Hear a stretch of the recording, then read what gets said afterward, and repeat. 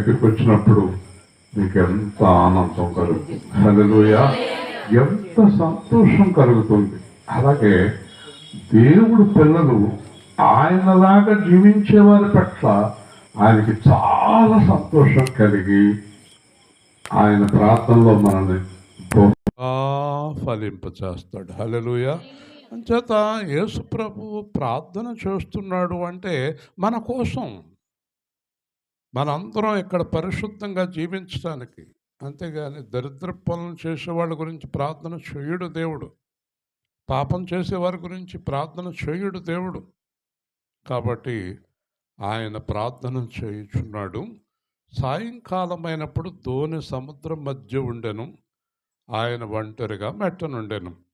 యేసు ప్రభు శిష్యుల యొక్క దోణి సముద్రం మధ్యలో ఉంది, ఆయనేమో కొండ మీద ఉన్నాడు. జాగ్రత్తగా వినాలి.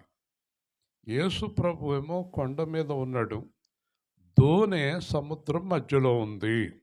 అందరూ గట్టిగా దేవుని స్తోత్రం చెప్పండి. ఇప్పుడు మనము సముద్రం మధ్యలో ఉన్నాము అంటే మన జీవితము మధ్యలో ఉంది. మరికొంతకాలానికి మనము దేవుణ్ణి చేరాలి అంటే మనం సముద్రం మధ్యలో ఉన్నాము. ఈ సముద్రం తీరం వెళ్ళటం అంటే పరలోక రాజ్యం చేరడం. మనం ఇప్పుడు లోకములో ఉన్నాము అంటే సముద్రములో ఉన్నాము, లోకములో ఉన్నాము. ఆయన ఎత్తైన స్థలములో ఉన్నాడు, కానీ లోకములో ఉన్నవారి గురించి ఎత్తైన స్థలములో ఉన్నవాడు ప్రార్థన చేస్తున్నాడు. హల్లెలూయా. మీరు యేసు ప్రభు యొక్క ప్రార్థన మనకు లేకపోతే మనం తీరం చేరలేము, అంటే యేసు ప్రభు రాజ్యానికి మనము వెళ్ళలేము. మనము లోకములో ఉన్నప్పుడు జరిగేది ఏంటంటే గాలి ఎదురై దోణి నడిపించుటలో కష్టపడుచుండగా చూచెను. అందరూ జాగ్రత్తగా వినండి. దోణికు గాలి ఎదురై నడిపించుటకు కష్టపడుచుండిరి. గట్టిగా దేవుని స్తోత్రం. ఈ రోజున మన అందరం చాలా కష్టంగా దేవుళ్ళో చాలా కష్టపడుతున్నాం. ఎందుకంటే మనకి డబ్బు మీద, మనుషుల మీద, శరీరం మీద ప్రేమ విపరీతంగా ఉంది. ఒక రకంగా చెప్పాలంటే మనకు దేవుడి మీద కంటే లోకం మీద చాలా ప్రేమ. అయినా దేవుడు రాజ్యానికి వెళ్ళాలనే ఆశ ఉంది. ఈ రెండింటి మధ్యన మనం చాలా కష్టపడుతున్నాం కదా. మహిమ ఎంత కష్టపడుతున్నామో, చాలా కష్టంగా ఉంది. కొంతమంది ప్రార్థన చేస్తున్నారు ప్రభువు దగ్గర, ప్రభువా ప్రభువా నేను అబద్ధం ఆడకూడదు అనుకుని ఆడేస్తున్నాను, ఇలా ఉండకూడదు అనుకుని అలా ఉంటున్నాను. అదే ప్రార్థన. ఇలాంటి ప్రార్థనలు చూస్తాం మనం. ఏది చెయ్యకూడదు అనుకుంటున్నాను మళ్ళీ అదే చేసేస్తున్నాను ప్రభువా అంటే వీళ్ళు మిక్కిలి కష్టపడుతున్నారు. హల్లెలూయా. ఈ లోకంలో చాలా కష్టం యేసు ప్రభుతో కలిసి జీవించడం, చాలా కష్టం. గాలి ఎదురైను, విశ్వాసనావసాగుచు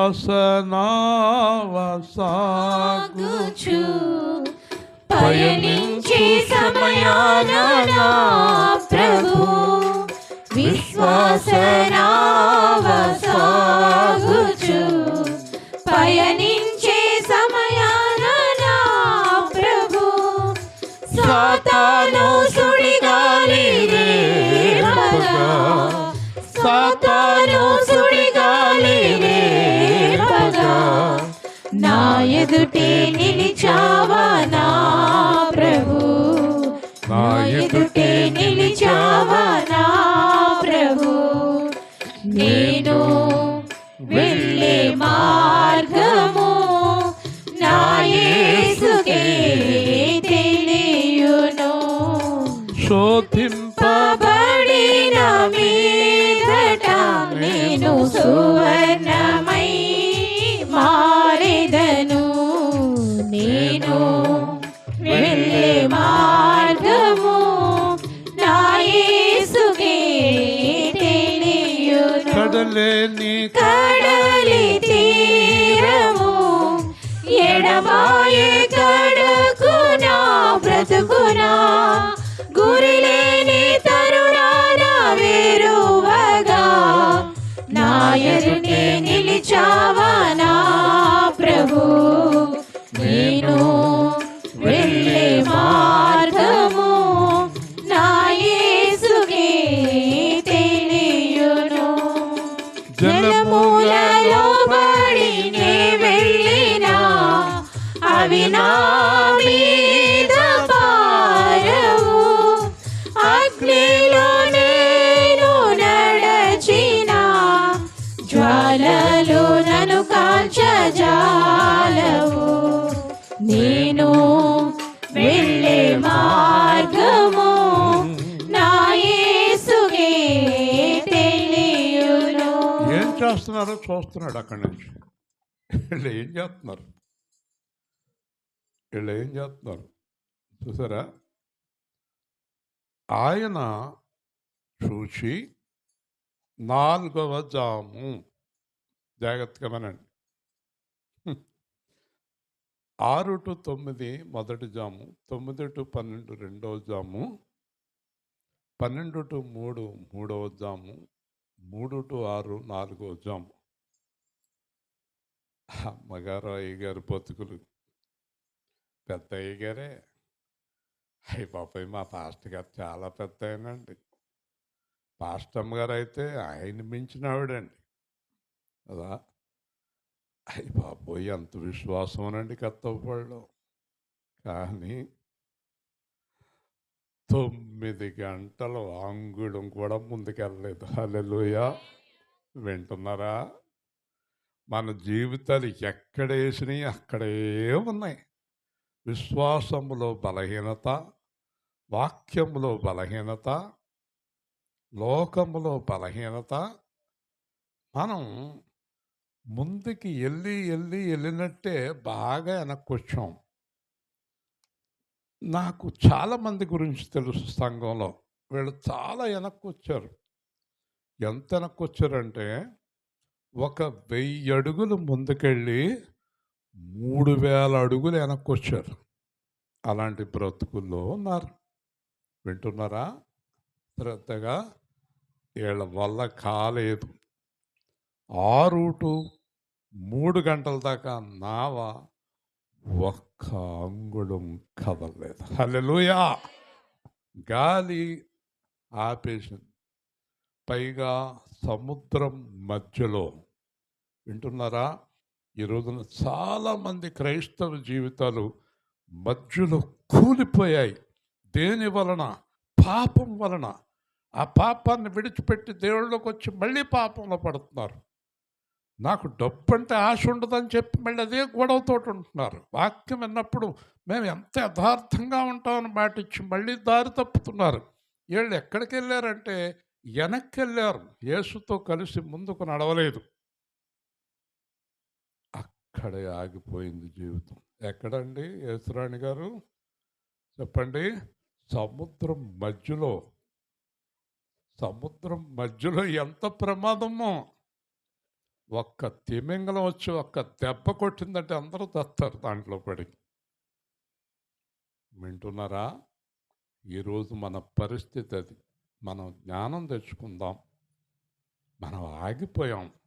కానీ మనం అనుకుంటున్నాం మేము చాలా ముందున్నాం. ఎక్కడున్నావు? బలమైన విశ్వాసం లేదు. ఏదో పోయిందని ఎప్పుడు ఎడుతూనే ఉంటావు. నాకు ఏదో పోయిందని ఎడుతావు. పోయింది పోయిన దానికోసం ఏడ్చి అసలైన ఆయన పోగొట్టుకోవద్దు. హల్లెలూయా. మళ్ళీ పాట ఏమని పాడతావు? కొన్ని ఆస్తులు పోయినా అని పాడవు. ఆస్తులు అన్నీ పోయినా, ఆస్తులు అన్నీ పోతే నువ్వు అసలు నాకు కానీ యేసుప్రభు కానీ మళ్ళీ కనబడతావా? చాలండి, ఇప్పుడు దాకా నమ్ముకున్న చాలు, వెళ్ళరండి అంటారా? అనరా? ఏంటి యేసుప్రభు నమ్ముకున్నందువల్ల ఇన్ని కష్టాలా? మాకు వద్దునండి, వెళ్ళరండి, మీ దుకాణం ఇంకో చోట పెట్టుకోండి అంటుంది. అన్నీ బాగుంటేనే యేసు ప్రభు, అన్నీ అనుకూలంగా ఉంటేనే దేవుడు ఆయన. ప్రతికూలంగా ఉంటే, కాబట్టి యేసు ప్రభు చూస్తున్నాడు, వీళ్ళు ప్రభువా అని అరుస్తారేమో అని. అబ్బే, వీళ్ళే ప్రయత్నం చేస్తున్నారు. హల్లెలూయా. ఏం చేస్తున్నారు? ప్రసన్నమణి గారిలాగా వాళ్ళే ప్రయత్నం చేస్తున్నారు. నేనండి, నేనండి, నేనండి. నువ్వు లేదు, నేను లేదు, ప్రయోజనం లేదు. ఈ రోజున చాలామంది వాళ్ళకి వాళ్ళే ప్రయత్నం చేస్తున్నారు. దేవుని సహాయం కావాలి. హల్లెలూయా. సముద్రం మధ్యలో ఎవరు సహాయం కావాలి? సముద్రం మధ్యలోకి వెళ్ళి ఆనంద్ రక్షిస్తాడు ఆ కాలేబుని. కాలేబు ఆ పక్కకి ఈ పక్కకి ఆనంద్ వస్తాడేమో అని చూస్తున్నాడు. నేర్చుకోవాలి. ఎవరి మీద ఆధారపడకూడదు. ఒకసారి 2 సార్లు చూసి అన్నీ నేర్చుకోవాలి. నువ్వేమేమి నేర్చుకోవాలి కాలేబు తెలుసా? మైక్ సెట్ ఆపరేషన్ నేర్చుకోవాలి, డ్రమ్ము కొడతాం నేర్చుకోవాలి, ఆటో తొలతాం నేర్చుకోవాలి, పాట పాడతాం నేర్చుకోవాలి. ఇవన్నీ నా వల్ల కాదంటే నువ్వు ఎక్కడే ఆగిపోతావు కదా. అన్నీ నేర్చుకోవాలి. నేర్చుకోవాలంటే ఏం కావాలి? ఉత్సాహం కావాలి. చూసారా, బైబిల్ పట్టుకుని నేను దేవుడి దగ్గర వాక్యాన్ని నేర్చుకున్నాను గనక మీ ముందు నిలబడగలుగుతున్నాను. హల్లెలూయా. మరి నేను నేర్చుకోకపోతే మీకు ఎలా చెప్పగలను? చెప్పండి. నేర్చుకోవాలా వద్దా? నేర్చుకోండి. మనం చనిపోయే వరకు ఎప్పుడు ఏదో ఒకటి నేర్చుకోగలిగితే ఎవ్వరి మీద ఆధారపడక్కర్లేదు. ఒకవేళ ఈ రోజున నేను ఒక మాట చెప్తాను. నాకు సంఘం లేదు, సువార్త లేదు, అమ్మగారు లేరు, అయ్యగారు లేరు, కెమెరాలు లేవు, మైకులు లేవు, ఆర్కెస్ట్రా లేడు, ఆనంద్ లేడు, ఎవ్వరూ లేరు అనుకోండి. నేను బైబిల్ పట్టుకుని దేశమంతా వాక్యం చెప్పుకుంటూ బతికేస్తాను. హల్లెలూయా. అలాగ మీరు ప్రతిదీ కూడా ఆధారపడకుండా ఉండటం నేర్చుకోవాలి. బేబు గారు నన్ను ఫోన్ చేశారు. ఏంటో అనుకున్నాను. అన్నయ్య గారు ఏదో చెప్తుంది కావాలి అనుకుంటే, తుఫాన్ అంటున్నారండి. ఈవిడెవర్రా బాబు ఇన్ని సంవత్సరాల నుంచి నాతో ఉండి ఇలాగ అడుగుతుంది. తుఫాన్ అంటున్నారంట. ఎవరో యేసుప్రభు అన్నాడా నీతోటి? ఎవరో చెప్పారు. ఒకరోజు ఏదో సినిమాలో చూపించారు. అందరూ పార్కులో కూర్చుంటారు. పార్కులో రేడియోలో ఒక రేడియో అనౌన్స్మెంట్ అవుతుంది. కాబట్టి ఇంకా 2 రోజుల వరకు వర్షం రాదు, చాలా పొడి వాతావరణం ఉంటుందంటే జోరిపోతల కింద కురిసేస్తుంది వర్షం. వాళ్ళకేం తెలుసండి, వాళ్ళకేం తెలుసండి. మహానుభావుడు. హల్లెలూయా. ఆయనే సర్వ సృష్టికర్త, సమస్తమును జరిగించువాడు ఆయనే. ఎందుకంటే మన చుట్టూ వర్షం ఉన్నా దేవుడు కృపను బట్టి మనకు ఆ ఇబ్బంది కలగనివ్వడు. ఒకవేళ వర్షం కురిసినా మన సువార్తాపం, అది దేవుడికి బాగా తెలుసు. కాబట్టి వీళ్ళు దేవుడి మీద ఆధారపడకుండా చాలా చక్కగా ఆ నావ వెళ్తుందేమో అని చూస్తున్నారు. యేసు రాకుండా నావ వెళ్ళదు. దేవుని స్తోత్రం. యేసు రాకుండా నావ వెళ్ళదు. చెప్పండి. ఇక్కడ ఆగిపోయిన జీవితాలు ఎన్ని ఉన్నాయో, పగిలిపోయిన జీవితాలు ఎన్ని ఉన్నాయో, ముగిసిపోయిన జీవితాలు ఎన్ని ఉన్నాయో, యేసు వైపు తిరగండి. ఈరోజు యేసు మీ జీవితంలోకి రాకుండా మీ జీవితంలో ఒక అడుగు కూడా ముందుకు వెయ్యలేరు. యేసుతో కలిసి జీవించాలి. యేసయ్య మీద ఆధారపడి. ఎలుగెత్తి అరవండి, అయ్యా నా భర్త, అయ్యా నా భార్య, అయ్యా నా పిల్లలు, అయ్యా నా కుటుంబము, అయ్యా నా ఉద్యోగం, అయ్యా నా జీవితము ఆగిపోయింది. ఎప్పుడు ఎవరో ఒకరు డబ్బులు ఇస్తారు వెళ్ళిపోద్ది అనుకోకండి, అది ఆగిపోతుంది ఒకరోజు. ఎంత గొప్పవాడైనా మన ఎదురుగుండా ఆగిపోయాడు చూడండి ఒక అతను. హల్లెలూయా. ఇదంతా జరిగేది కాదు. నీ దగ్గర ఎన్ని లక్షల కోట్లున్నా నువ్వు ఆగిపోయావు. దేంతోటి నువ్వు ఏది సాధించలేవు, దేవుడితోటి. రాజులను దరిద్రులు చేయు, దరిద్రులను రాజులుగా చేయు, దేవునికి సమస్తము సాధ్యమే, దేవునికి అసాధ్యమైనది ఏదియు లేనిదెను. కాలము సమయములన్నీ ఆయన స్వాధీనమందున్నవి, కాలము సమయములన్నీ ఆయన స్వాధీనమందున్నవి. రాజులను దరిద్రులు చేయు, దరిద్రులను రాజులుగా చేయు, దేవునికి సమస్తము సాధ్యమే. చీకటిని వెలుగుగా చేసి శూన్యములో సృష్టిని కలుగచేసి పాపులను పరిశుద్ధులు చేసి పరలోక రాజ్యమునిచ్చెను. దేవునికి సమస్తము సాధ్యమే. ఎప్పుడైతే మీరు నా వల్ల ఏమీ కాదు ఆయన వల్ల అవుతుందని గ్రహించారో అప్పుడే మీరు జయాన్ని సాధిస్తారు. చాలామంది నా వల్ల అవుతుంది అనుకునే వారందరూ ఓడిపోయినోళ్ళే, అందరూ ఓడిపోయినోళ్ళే. వింటున్నారా? నా వల్ల ఈ వ్యాపారం నడుస్తుంది, నా వల్లే ఈ కుటుంబం నడుస్తుంది, నా వల్లే ఈ సువార్త సంఘం నడుస్తుంది, నా వల్లే ఇలాగ జరుగుతుంది అన్న వాళ్ళందరూ మన కళ్ళు ఎదురుగుండా మూలకెళ్ళిపోవాల్సి వచ్చింది. హల్లెలూయా. ఎవ్వరు కూడా నా వల్ల అనుకుంటే కుదరతో. గర్విష్ఠులు యెహోవాకు హేయము. గర్వంగా ఉండేవాళ్ళంటే ఆయనకు అసహ్యం. కాబట్టి మరి ఏం చేయాలి? ఇంకా వాళ్ళ నావ కదులుతలేదు. ఎవరు రావాలి? చెప్పాలి. యేసు రావాలి. ఎంత మంచివాడు. ఆయన గురించి అడగకపోయినా, కేకలు వేయకపోయినా ఆయన వాళ్ళ బాధ చూసి వచ్చాడు. ఇక్కడ చూడండి, 4వ జామున సముద్రము మీద నడుచుచు. ఎక్కడ నడుస్తున్నాడు? సముద్రం మీద ఎలా నడుస్తున్నాడు ఆయన? సముద్రాన్ని చేసింది కూడా ఆయనే.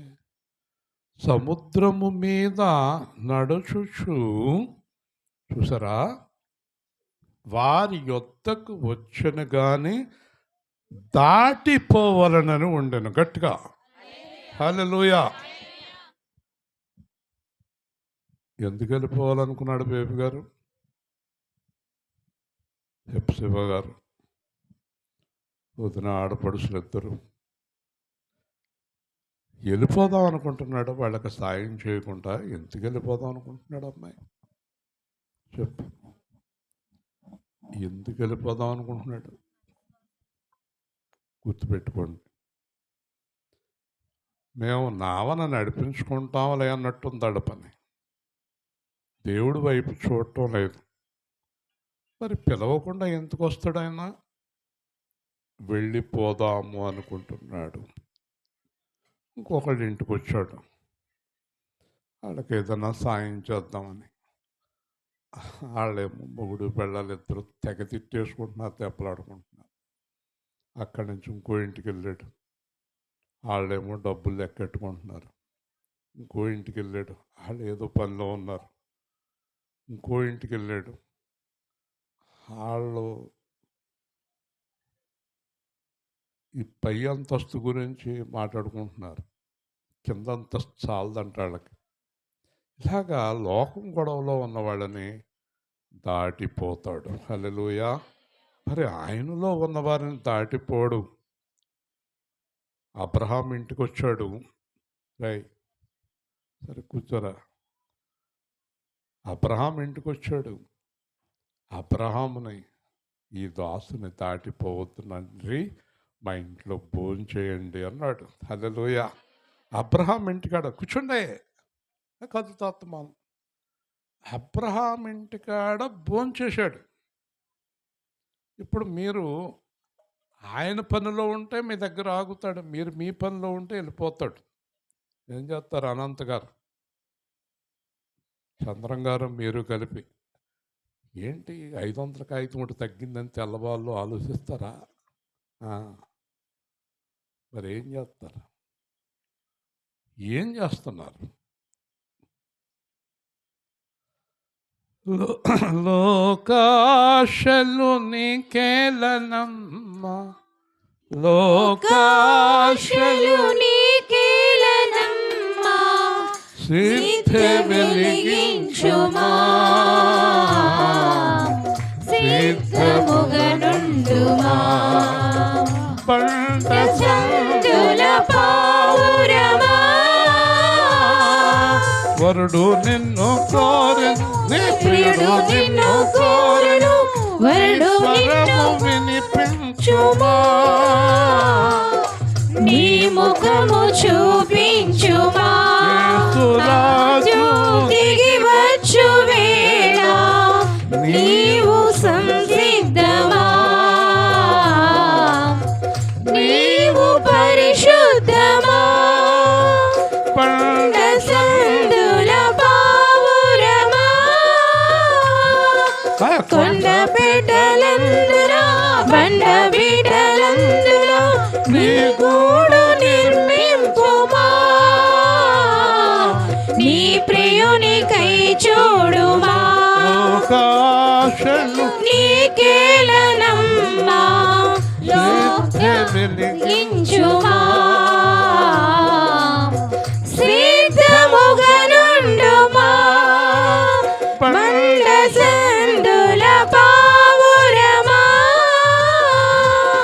ద్రాక్ష చెట్లు పూత పట్టి వాసనలిచ్చుచున్నవి, చలికాలమే గడిచినమ్మా, నిదురేల నీకింకలెమ్మా, వరుడు యేసు దిగి వచ్చు వేళ తరుణమే తెంచెనమ్మా, నీ ప్రియుని సంధించుమా, బండ్ల సందుల పావురమా,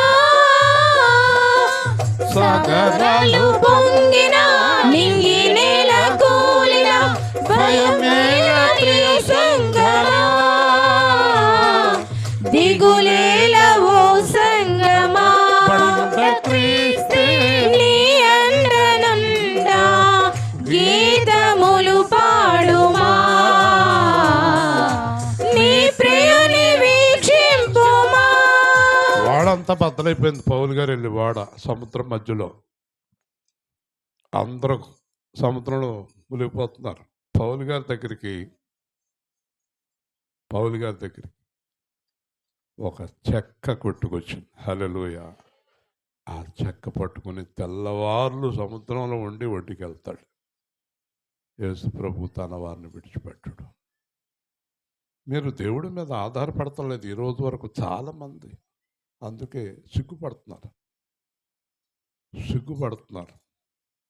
సిగ్గుపడతాను కారణం దేవుడి మీద ఆధారపడదు. అయినా దేవుడు మీరు ఆయన వైపు చూస్తారేమో అని చూస్తుంటే మీ పనిలో మునిగిపోయి ఉన్నారు. మీరు చాలా సంతోషాల్లో మునిగిపోయి ఉన్నారు, ఆయన్ని మర్చిపోతున్నారు. కాబట్టి సముద్రం మీద నడుచుట చూచి భూతమనుకొని కేకలు వేస్తారు. దెయ్యాన్నేమో దేవుడు అంటారు, దేవుడినేమో దెయ్యం అంటారు. అది ఈ లోక సహజం. దేవుణ్ణి దెయ్యం అంటారు, దెయ్యాన్ని దేవుడు అంటారు కదండి. లోకం అలా ఉంది. దెయ్యం ఎందుకు వస్తుంది అక్కడ వాళ్ళ దగ్గరికి? పైగా ప్రభువుని చూశారు కదా చాలాసార్లు. అంటే ప్రభువు సముద్రం మీద నడిచే శక్తిమంతుడని గ్రహించలేదు. హల్లెలూయా. ప్రభువు ఏదైనా చేయగలడనే గ్రహింపు మనకు రావటం లేదు. ప్రభువు ఏమి చేయలేడు, ప్రభువు ఏదైనా చేయగలడు. అయితే ఆధారపడిన వారి మీద ఆయన కృప ఏదైనా చేయగలడు. హల్లెలూయా. దేవునికి సమస్తము సాధ్యం. ఇలా చూడాలి. ఆవిడ చూస్తారు ఎందుకు? ఎప్పుడు ఆ చూపులు ఎందుకు పక్కెళ్ళిపోతాయి? కాబట్టి అందరూ ఆయన చూసి తొందరపడగా ఆయనే పలుకరించి, చూసారా, ఆయన పలుకరించి 2 మాటలు మీ జీవితంలో మర్చిపోకండి. మొదటి మాట గుర్తుపెట్టుకోండి, ధైర్యము తెచ్చుకొనుడి. హల్లెలూయా. సముద్రం మధ్యలో ధైర్యం తెచ్చుకోండి. మీకు ఎన్ని కష్టాలు, ఎన్ని శ్రమలు, ఎన్ని ఇబ్బందులు, ప్రాణం పోయే పరిస్థితి ఏర్పడినా భయపడద్దు. ధైర్యము తెచ్చుకొనుడి. రెండో మాట, నేనే, భయపడకండి. హల్లెలూయా. ఏమన్నాడో తెలుసా? ఓరి పిచ్చోళ్ళారా, ఈ సముద్రాన్ని చేసింది నేను, ఆ గాలిని చేసింది నేను, ఆ సూర్య చంద్రుని చేసింది నేను, మిమ్మల్ని చేసింది నేను. నా పర్మిషన్ లేకుండా మీరు సముద్రంలో మునిగిపోరు. హల్లెలూయా. ఏంటి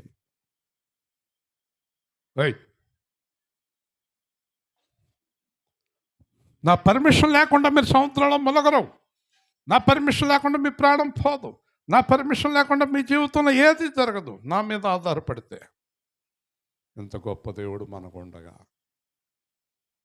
ఎంత పోగొట్టుకుంటున్నాం మనం దేవుణ్ణి, ఎంత బాధపడుతున్నాం మనం.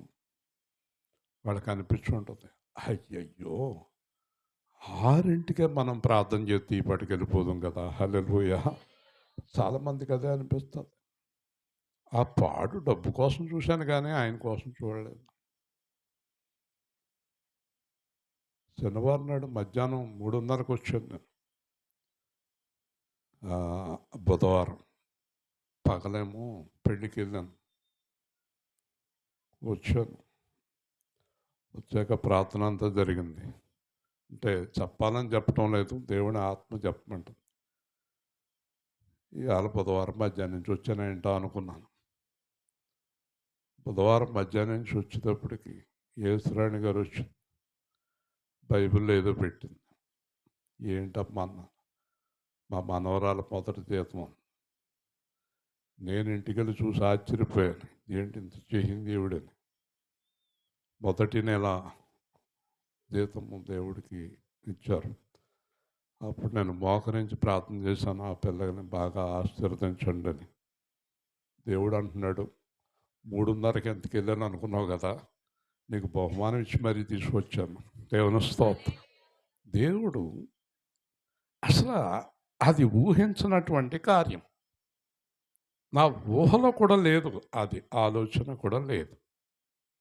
కాబట్టి నేను ఎందుకు చెప్తున్నానంటే, మీరు చెప్తే నమ్మరు, అది సంఘానికి, మా పనులకి. ఎందుకంటే వీళ్ళందరూ వెళ్ళి 15,000 ఖర్చు పెట్టుకుని వచ్చారు. ఈ ఆనందం వీళ్ళందరూ ఇంకో 10,000 అవుతుంది. అసలు ఎంత కరెక్ట్గా డబ్బులు ఎలా పంపుతున్నాడు దేవుడు అనుకున్నాను. హల్లెలూయా. ఎంత ఆశ్చర్యం అండి. దేవుడు కార్యాలు ఎంత ఆశ్చర్యంగా ఉంటాయండి. మరి అలాగ మాకు టైం ప్రకారం దేవుడు డబ్బులు ఇచ్చేస్తున్నాడంటే ఎప్పటికప్పుడు అన్నవాళ్ళు చేతులు ఎత్తండి. ఒక్కరు లేరా, ఒక్కరు లేరా. అయ్యో, ఏంటి కారణం? కారణం చెప్పాలి. యేసు ప్రభు మనకు అవసరాలన్నీ తీరుస్తాడని బైబిల్లో ఉంది కదా. మరి మనం ప్రభువు మీద ఆధారపడకపోవటం కదా కారణం, ఆయన మార్గంలో నడవకపోవటం కదా కారణం.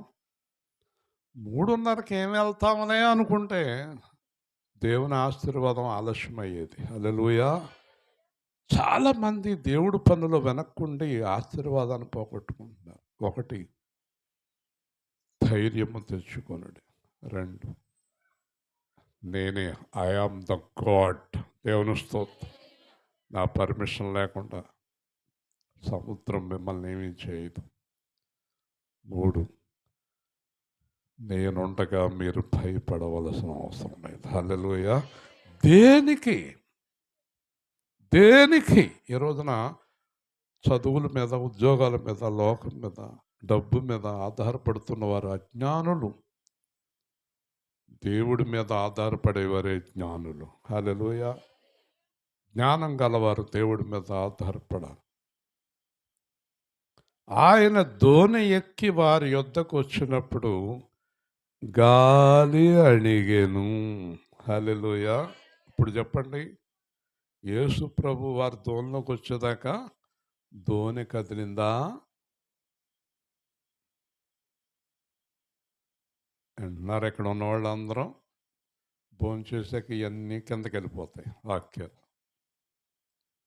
కదా. ఆయన దోణి ఎక్కిన వెంటనే ఏమణిగింది? గాలి అణిగను,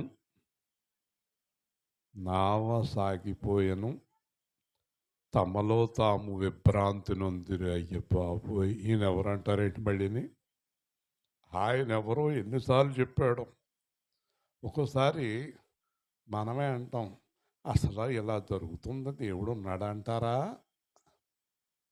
మీరు దేవుడు ఉన్నాడా అంటారా అంటే వాళ్ళందరూ ఇంకా దేవుడు ఉన్నాడా అంటారా? మీరే ఎలా మాట్లాడితే కదా. దేవుడు ఉన్నాడు. హల్లెలూయా. ఆయన నమ్మిన వారు కూడా ఎప్పుడూ ఉన్నాడు. అయినను వారి హృదయం కఠినమాయను. అయిపోయింది.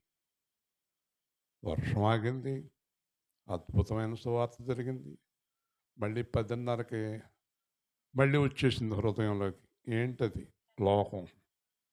ఎంత గొప్ప కార్యం ఇక్కడ జరిగినా భోజనాలు అయిపోయాక, ఒకవేళ భోజనం టైంలో వర్షం వచ్చిందనుకోండి, ఇదేం దేవుడు భోజనం టైంలో గురిపిస్తున్నాడు అని కూడా అనుకుంటారేమో. అసలు ఎలాగా దేవుడు మనల్ని ఎలాగా నడిపించాలి? అన్నీ అనుమానాలేనా?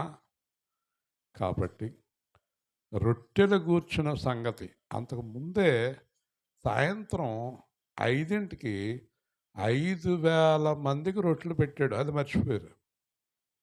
5 రొట్టెలు 2 చేపలు 5,000 మంది పురుషులు, అంటే 20,000 మంది తిన్నారని చెప్తారు. జరిగింది 5ంటికి. కాలేవు.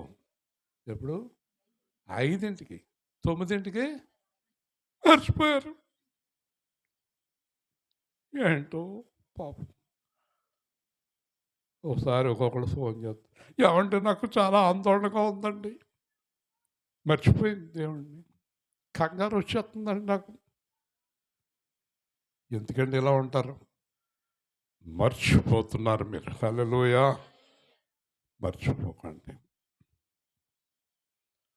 హృదయ పాలకుడా ఆహారమై వచ్చితివా, ఆత్మలో కలసితివా, ఆత్మలో కలసితివా, తల్లి బడిలో పవళించే బిడ్డవలేనే, తండ్రి నీ వడిలోనే ఒదిగితినయ్యా.